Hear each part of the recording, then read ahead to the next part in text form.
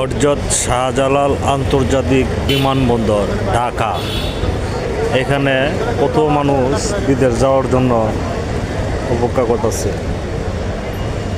অনেকে আজকে বিদেশ যাইব, আবার অনেকে বিদেশ থেকে আজকে আইব। কেউ হাসতেছে, কেউ আবার কাঁদতেছে। জীবনের সব কিছু আত্মীয় স্বজন সব ছাইরা দিয়া বিদেশে চলে যাইতেছে। আসলে দুনিয়াটা এইরকম, দেশ থেকে বিদেশে একটু ভালো থাকা, ভালো খাওয়ার জন্য যায় মানুষ, ভালো কিছু একটা করার জন্য। তো অনেকের ভাগ্যে হয়, আবার অনেকের হয়ও না। অনেকে টাকা কামায় লাগতে পারে, অনেকে টাকা কামায় লাগতেও পারে না।